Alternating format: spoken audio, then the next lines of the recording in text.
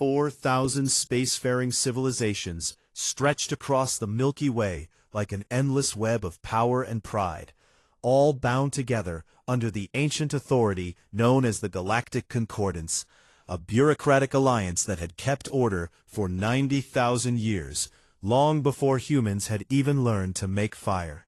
Humanity had earned its provisional membership only 40 years ago, and in the eyes of the galaxy, that made them nothing more than infants stumbling into a room full of gods.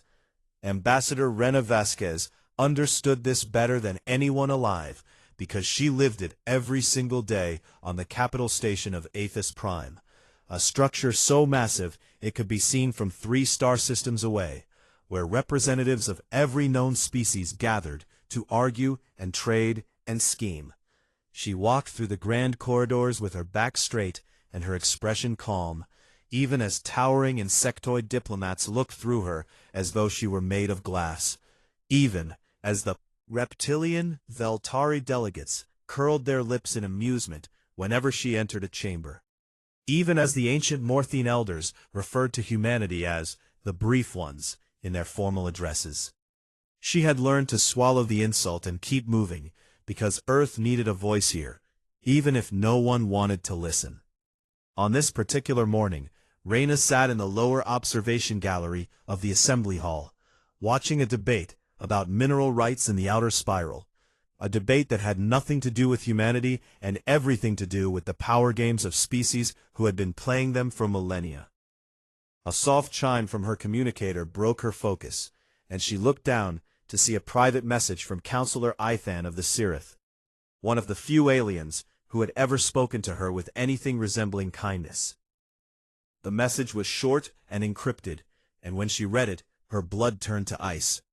"Ambassador, I write this at great personal risk, but my conscience demands it, so please read carefully and tell no one where this came from. The Veltari Dominion has formally classified Earth as a soft expansion target, meaning they intend to take your world by force, and the Concordance will not stop them, because the Veltari are too economically valuable to challenge, and your species is too small to matter. I am sorry." Rena read the message 3 times, her hands steady, but her heart hammering against her ribs like a drum.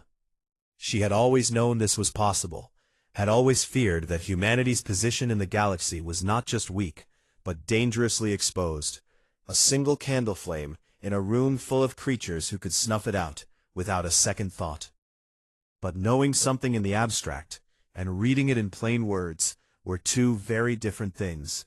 She stood up, left the gallery without a word, and walked to the secure communications room reserved for Earth's delegation, a small windowless box. Station had assigned them because humanity did not rate anything better. She opened a channel to the United Earth Defense Council back on Earth, and spoke directly to General Yuki Tanaka, the sharp and quiet woman who ran the UEDC's Strategic Operations Division. "General, we have a problem that cannot wait," Rena said, and then she told her everything. Tanaka listened without interrupting, her dark eyes unreadable on the screen, and when Rena finished, the general was silent for a long time before she finally spoke. "How long do we have?" "I do not know," Rena admitted. Counselor Ethan could not give me a timeline, but the way he wrote the message suggested urgency, as though the decision has already been made and the wheels are already turning. "Our fleet is 200 ships," Tanaka said, and there was no panic in her voice, only the cold mathematics of a woman who had spent her career preparing for the worst. 200 patrol frigates and light cruisers against whatever the Velthari decide to send. And if they are serious about making an example of us, they will send everything. Rena closed her eyes and pressed her fingers against her temples, because she knew the numbers too, had memorized them the way a prisoner memorizes the walls of their cell. "Is there anything we can do?" she asked. "There is always something we can do," Tanaka replied, and something in her tone made Rena wonder what secrets the general carried behind those careful eyes. "Keep your head down on that station, and keep your ears open, and I will handle things on this end." The channel closed, and Rena was alone again in the small dark room, surrounded by the hum of a station that did not care whether she or her species lived or died. Over the next several weeks, she moved through Aethys Prime like a ghost, attending sessions and smiling at diplomats and pretending that everything was normal, while inside she was screaming. She tried to raise the issue of Veltari aggression through official channels, filing formal concerns with the Concordance's Security Committee, and every single one was returned with the same polite and meaningless response. "The matter has been noted and will be reviewed in due course." Due course, she learned, was a phrase the Concordance used when they had no intention of doing anything at all. Meanwhile, on Earth, and across humanity's small handful of colony worlds, life continued as it always had. Billions of people going about their days with no idea that somewhere in the cold dark of space, a predator had already chosen them as prey. And then one evening, as Rena sat alone in her quarters, staring at the ceiling and wondering if she had done enough, her communicator screamed with an emergency alert that made every light in the room flash red. She grabbed the device and read the message from Earth's long-range sensor network. Hit her like a physical blow. Massive fleet signature detected, entering human-controlled space. Vessel count estimated at 12,000. Configuration matches Veltari military armada. Trajectory confirmed for Sol system. Estimated arrival in 72 hours. 12,000 warships against 200. Rena's hands began to shake, and she opened a channel to the Concordance's Emergency Response Office and begged for intervention, for peacekeepers, for anything at all. The response came within the hour, delivered in the calm and measured tone of a bureaucracy that had already made its decision.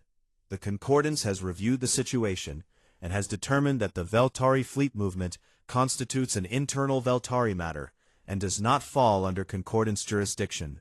We wish humanity well and encourage a peaceful resolution. They wished humanity well. Rena set down her communicator and stared at the wall, and for the first time in her career as a diplomat, she had no words left, because she finally understood with perfect and terrible clarity that the galaxy had never seen humanity as a member of its family. They had only ever seen them as something small and quiet and easy to forget. And now, with 12,000 warships bearing down on her homeworld, the galaxy had decided that forgetting was exactly what it intended to do. The Veltari Armada dropped out of faster-than-light travel at the edge of the Sol system like a wall of iron descending from the heavens, and every sensor on every human ship and station lit up at once with the kind of alarm that meant the end of everything. Admiral Kofi Asante stood on the bridge of the UEDC flagship Defiance, a heavy cruiser that was the largest vessel humanity had ever built. And he watched the tactical display paint 12,000 red dots across his screen, like a sky full of bleeding stars. He was a tall man with gray at his temples and steady hands that had never once trembled in 40 years of service.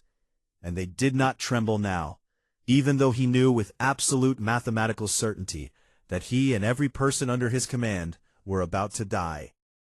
The Veltari broadcast came on all frequencies, a booming reptilian voice that spoke in the galactic common tongue with the casual arrogance of a species that had never once been told.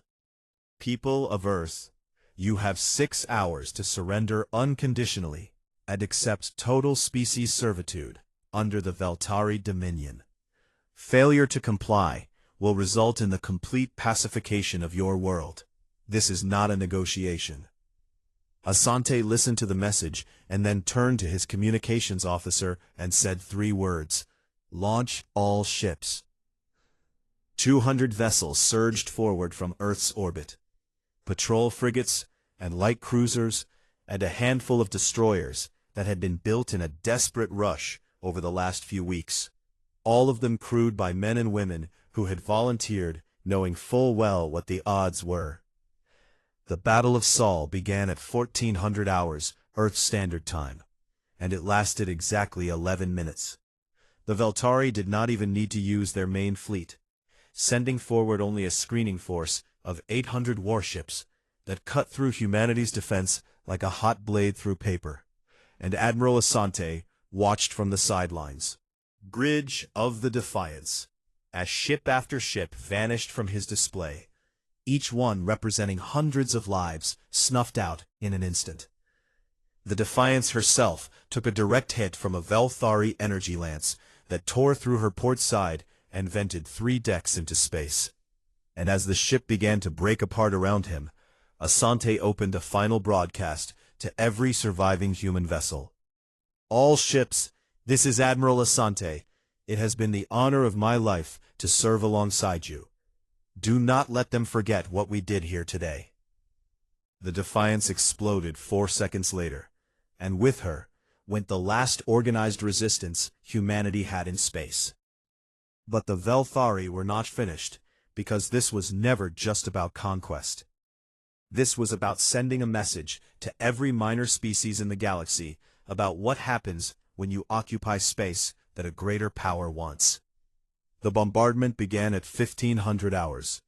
Velthari warships took position in low orbit and opened fire on Earth's surface with plasma accelerators designed to turn entire cities into molten glass.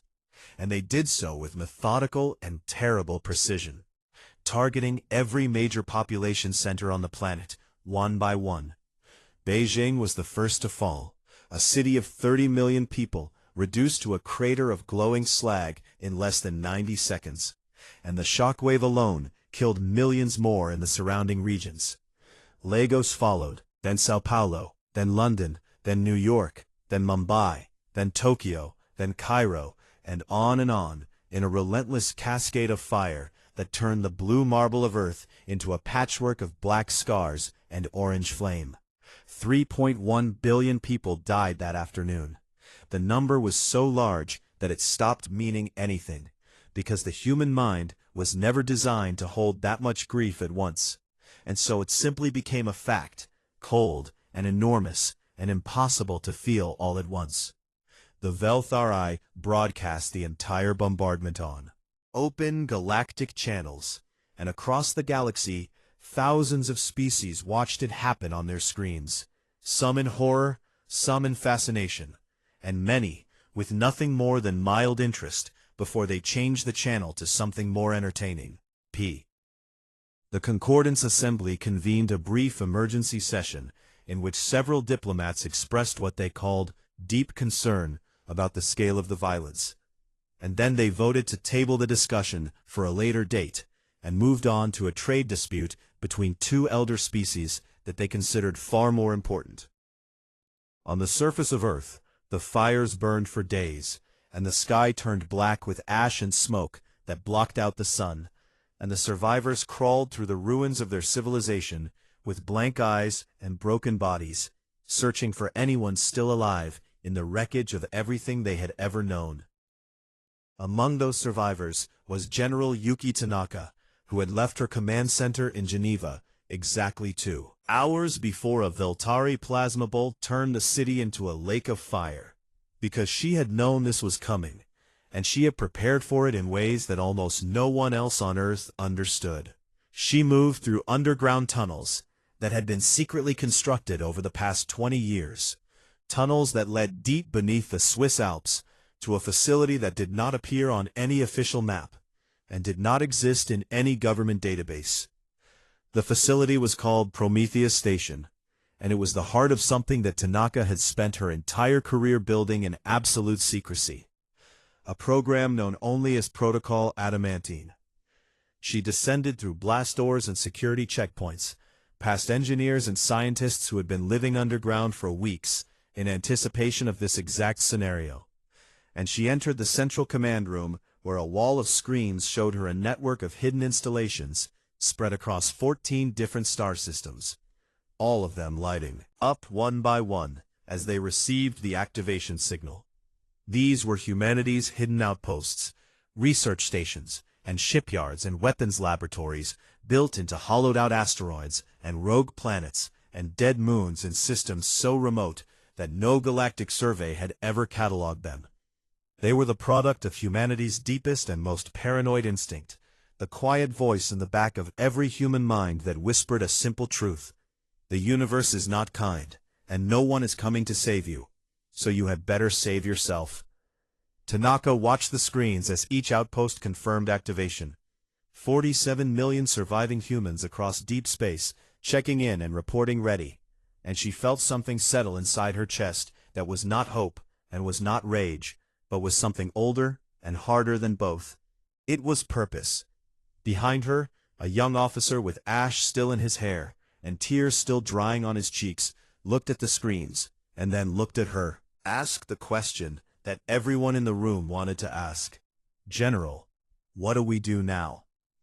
Tanaka stared at the display for a long moment, watching the Veltari fleet celebrating in orbit above the burning corpse of her homeworld. And when she spoke, her voice was quiet and calm and absolutely terrifying. They think they have killed us. They have no idea what they have woken up. She turned to the room and began giving orders, and deep beneath the mountains of a dying world, humanity's second heartbeat began to pound.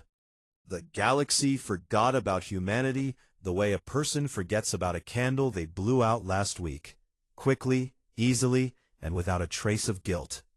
Within a year of the bombardment, Earth was referred to in the past tense by every major galactic news service, a footnote in the long history of species that had risen too fast and fallen too hard. And the Velthari Dominion settled into occupation of the Sol system with the lazy confidence of a predator sitting on the bones of something it had already eaten. They strip-mined the ruins of human cities for rare metals, and used the ashes of civilization as fuel for their industrial ships. And they set up orbital stations above the blackened continents and congratulated themselves on a successful expansion. The Galactic Concordance formally removed humanity's provisional membership from its records, and a clerk in some distant office filed the paperwork under a category labeled Extinct Civilizations, Minor, and moved on to the next task without a second thought. As far as the galaxy was concerned, the story of humanity was over. But the galaxy was wrong, because 47 million human beings were still alive in the dark places between the stars, hidden in outposts so remote and so carefully concealed that no galactic survey had ever found them, and no alien sensor had ever touched them. They lived inside hollowed-out asteroids, in dead systems, inside research stations buried beneath the frozen surfaces of rogue planets, inside shipyards carved into moons that orbited stars too dim and too cold for anyone else to care about. And every single one of them remembered what had happened to Earth. General Yuki Tanaka, who the survivors had begun calling the Architect, ran the entire operation from a command center inside an asteroid designated only as Site 0, a frozen rock drifting in the void between two spiral arms, where the nearest inhabited system was 40 light-years away. She was not a woman built for speeches or inspiration, and she did not try to be. She was a strategist, a planner, a person who saw the world as a series of problems that could be solved if you were smart enough and patient enough and willing to do whatever it took. And what it took, she had decided, was 7 years.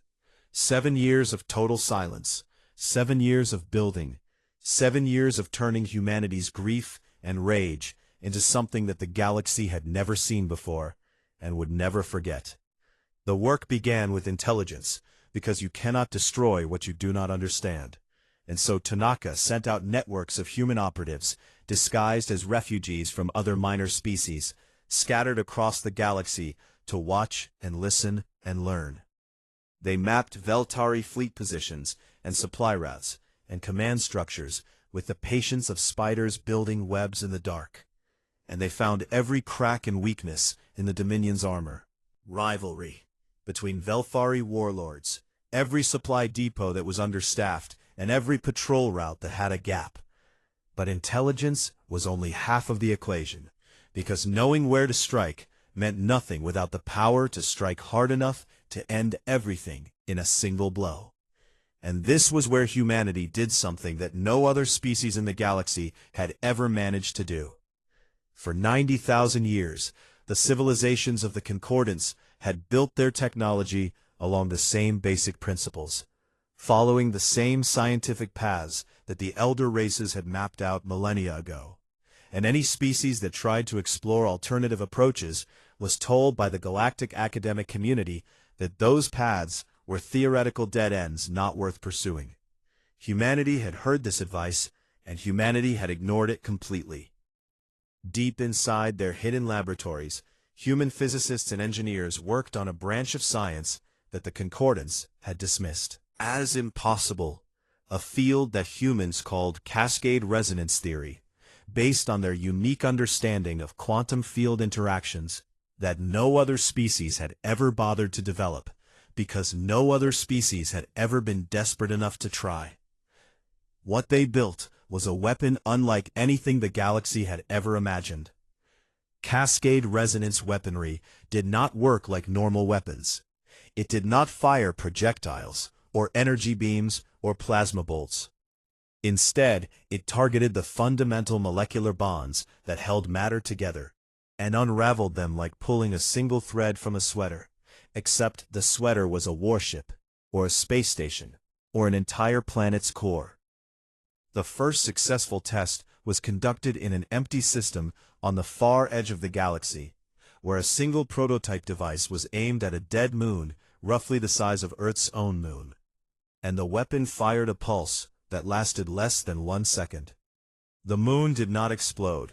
It simply came apart, losing cohesion at the molecular level, and dissolving into an expanding cloud of dust and particles that drifted through space like the ghost of something that had once been solid and real. The scientists who witnessed the test stood in silence for a very long time afterward, because they understood that they had just created something that changed the rules of the universe. And several of them wept, not from joy, but from the terrible weight of knowing what this weapon would be used for. Alongside the weapons, humanity built ships, the Revenant Fleet, 900 vessels designed from scratch with every piece of knowledge humanity had gathered, and every innovation they had created in their years of hiding. The ships were smaller than Velthari dreadnoughts, but faster and harder to detect, built with stealth systems that bent sensor signals around their hulls like water flowing around a stone. And each one carried enough cascade weaponry to end a civilization. Tanaka oversaw it all with the cold and tireless focus of a woman who had watched her world burn, and had decided that the universe owed her a debt that she intended to collect in full. During the 6th year, something unexpected happened.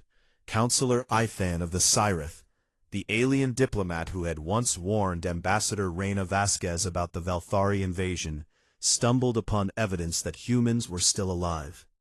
He had been investigating unusual energy signatures in a remote sector as part of his own quiet research, and what he found sent a shock through his body that he would later describe as the closest thing to religious terror he had ever experienced.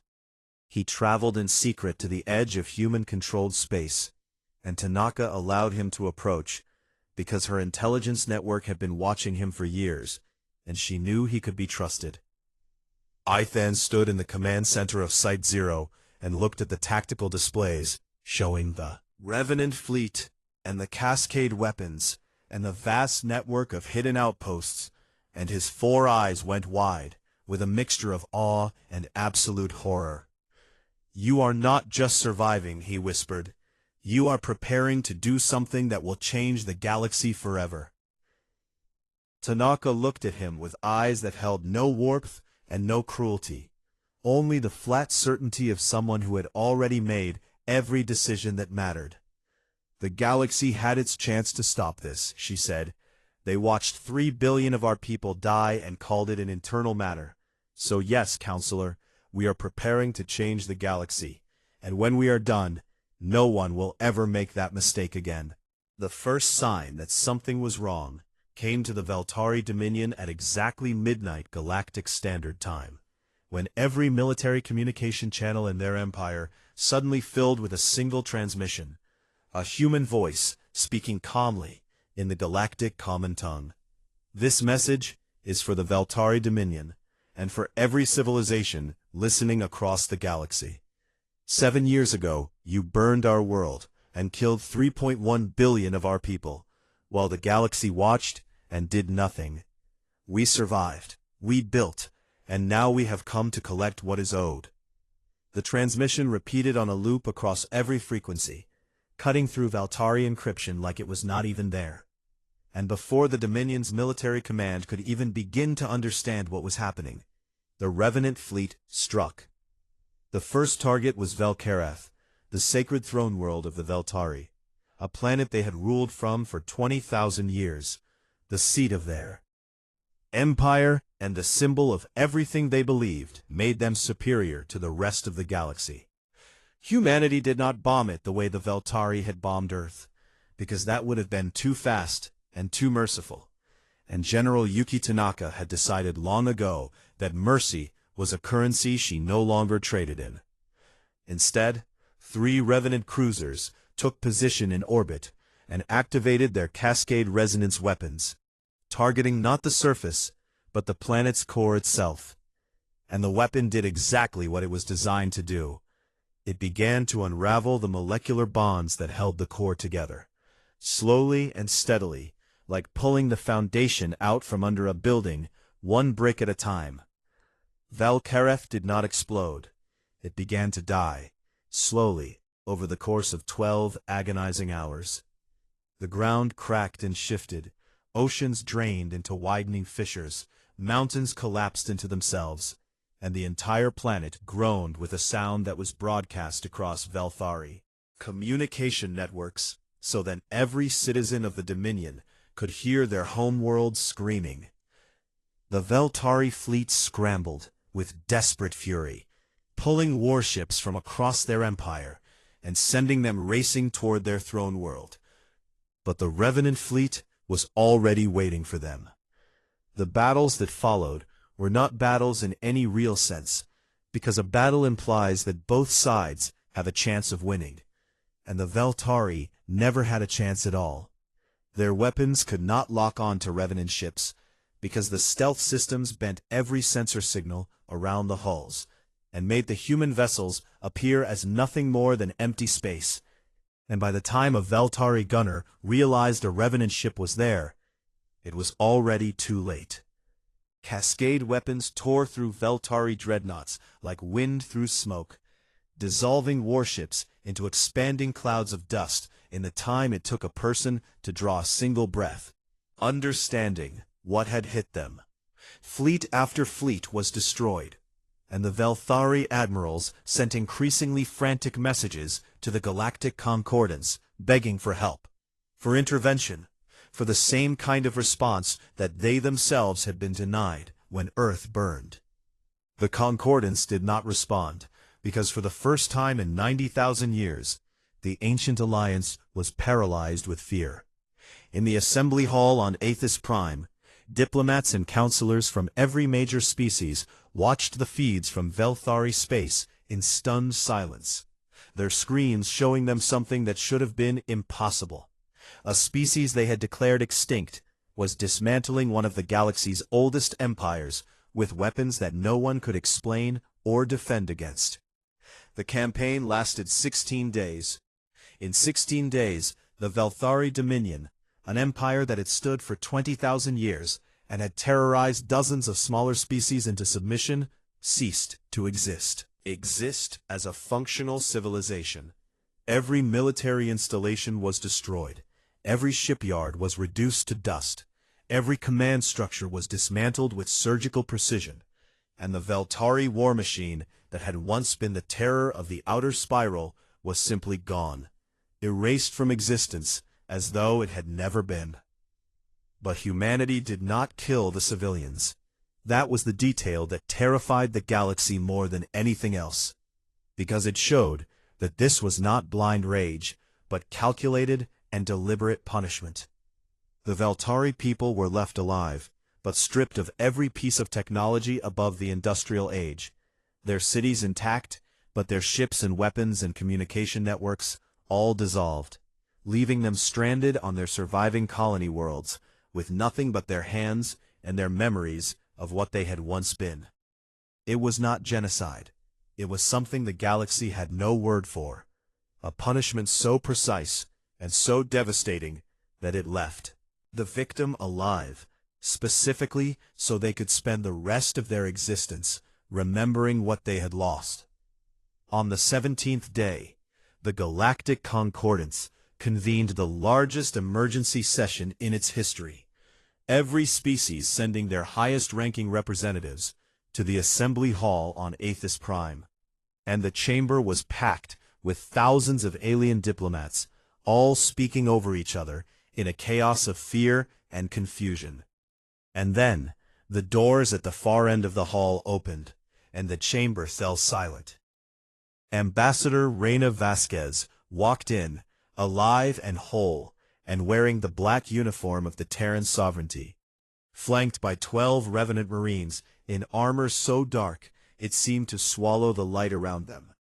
She walked to the central podium, the same podium where she had once stood as a junior diplomat, begging for attention that never came, and she looked out at the assembled representatives of 4,000 civilizations who had watched her world burn.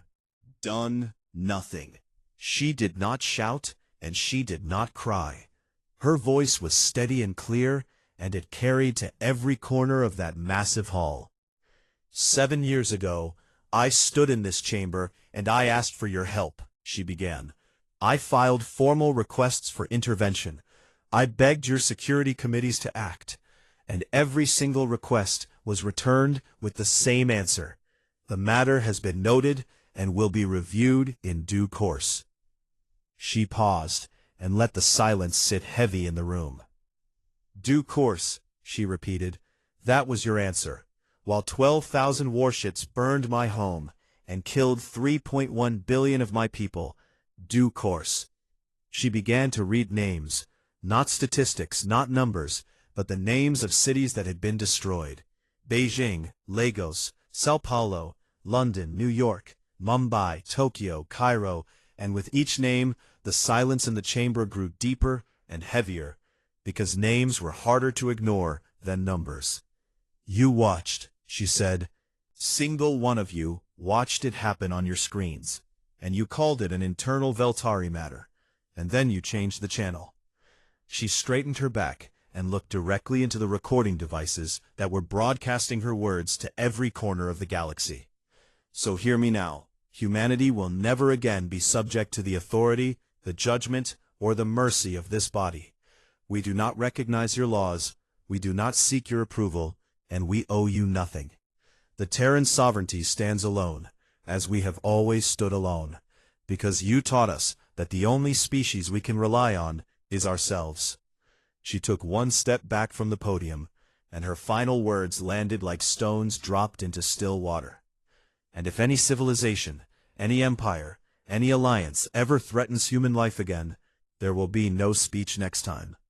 She turned and walked out of the chamber without looking back, the Revenant Marines falling into formation around her, and not a single voice in that hall of 4,000 species said a word to stop her. The doors closed behind her, and the silence she left behind was the loudest sound the galaxy had ever heard. In the weeks that followed Ambassador Vasquez's speech, the galaxy did something it had never done in 90,000 years of recorded history. It stopped talking. Not literally, of course, because ships still flew, and diplomats still met, and trade still happened. But the nature of how civilizations spoke to each other changed in ways that were impossible to measure and impossible to ignore. The Galactic Concordance did not collapse, but it cracked like a window hit by a stone, and those cracks spread outward in every direction as species after species began to quietly withdraw from its authority. 37 minor civilizations formally left the Concordance within the first year, not because humanity asked them to, but because they had watched a species get burned alive while the galaxy's great alliance did nothing. And they understood with perfect clarity that if it could happen to humanity, it could happen to them. The elder races, the Mortheme, the Drassic, the pale architects of the Viren cluster. Species that had spent millennia believing they sat at the top of a pyramid that would never be shaken, now woke every morning knowing that somewhere in the dark between the stars, 900 ships carried weapons that could end everything they had ever built. They did not say this out loud, of course, because elder races had too much pride for that kind of honesty. But it lived behind their eyes in every diplomatic meeting and colored every decision they made, a quiet fear that hummed beneath the surface of galactic politics like a note too low for most ears to hear. Humanity established the Terran sovereignty as an independent nation that answered to no galactic body and followed no laws but its own. And the first act of the sovereignty was the rebuilding of Earth. They did not restore it to what it had been before, because what it had been before was a world that trusted the galaxy to be fair, dead, and could not be brought back. Instead, they built something new. The ruins of the bombarded cities were preserved exactly as they were. The craters and the melted glass and the shadows burned into concrete, and enormous transparent domes were constructed over each one, sealing them away from the weather and the passage of time, so that they would stand forever as monuments to what had been done. Around these domes, new cities rose, built with technology that blended human innovation with everything they had learned during the 7 quiet years. Cities of impossible beauty and terrible strength that served as both homes for the living and guardians of the dead. Earth became a fortress and a memorial at the same time. A world that said to the galaxy in every line of its architecture, "We remember, and we will never let you forget." The Cascade resonance weapons were never used again, but they were never dismantled either. Galaxy like a storm cloud that never quite broke, always there, always visible, reminding every species that looked up at the stars that the rules had changed. Humanity did not threaten anyone, and this was perhaps the most frightening thing of all, because a species that made threats could be negotiated with, could be reasoned with, could be appeased with the right words and the right gifts at the right time. But humanity simply existed, quiet and watchful, and carrying power that could unmake worlds. And they said nothing at all about what they would or would not do with it. And that silence was more terrifying than any threat could ever be. A cultural phenomenon spread across the galaxy in the years that followed, something that historians and sociologists from 100 different species studied and debated and tried to explain. A phenomenon that came to be known simply as the silence. Territorial disputes that had simmered for centuries were suddenly resolved through quiet negotiation. Arms races between rival empires were abandoned. Border conflicts that had claimed millions of lives over thousands of years simply stopped. And species that had spent their entire histories preparing for war began to redirect their resources toward other things.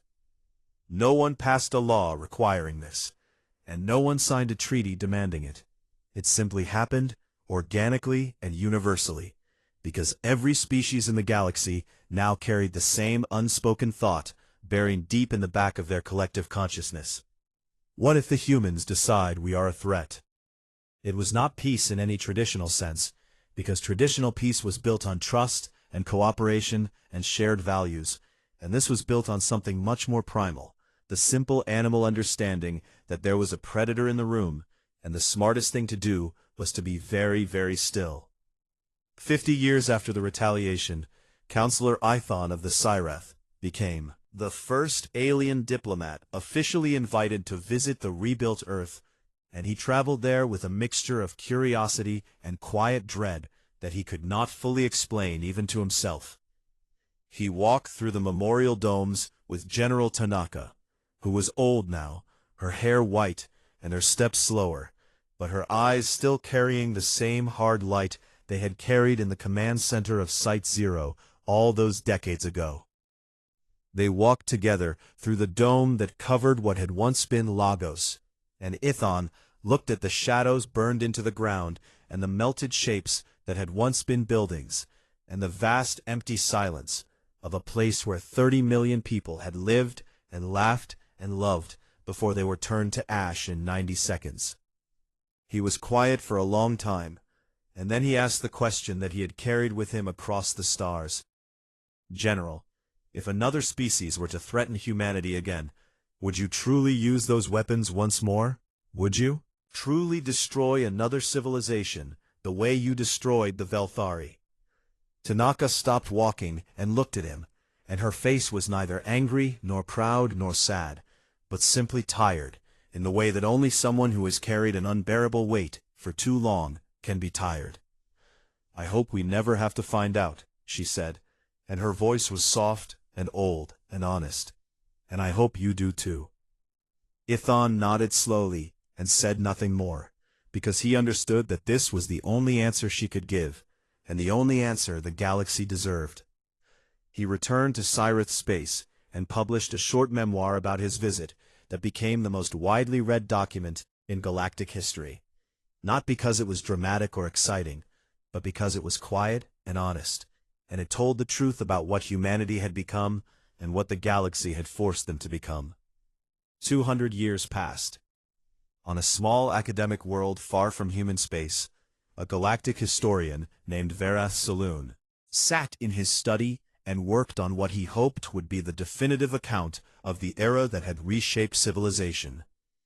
He was old for his species, with 4 arms and eyes that had grown dim from decades of reading, and he had spent his entire career studying the event that everyone simply called the Retaliation, and the strange and unprecedented peace that had followed it.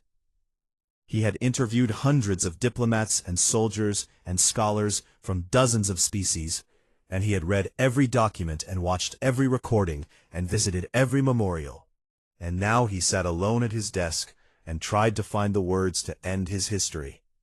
He thought about the Veltari, who still existed on their colony worlds, living without starships or advanced technology, slowly rebuilding with their hands and their memories. He thought about the Concordance, which still functioned but had never recovered its authority, a hollow shell of what it had once been, forever haunted by the knowledge that its greatest failure had not been losing a war, but choosing not to prevent one. He thought about the memorial domes on Earth, those silent shrines of glass and shadow that stood as testimony to the cost of indifference. And he thought about the 200 years of peace, the longest unbroken stretch of galactic calm in recorded history, a peace maintained not by laws or treaties or goodwill, but by the simple and terrible memory of what had happened the last time someone decided that a quiet species was a safe target. Verath picked up his pen and wrote the final line of his history, and the words were simple and plain, and they carried the weight of everything he had learned in his long life of study. They did not conquer the galaxy, and they did not rule it, and they did not ask it for anything at all. They simply taught it, in the most terrible way imaginable, that silence was far preferable to the sound of humanity at war. He set down his pen and looked out his window at the stars, those countless points of light stretching across the void, and somewhere out there among them was a small blue world that had once burned and had risen from its own ashes to become the quietest and most feared place in the entire universe.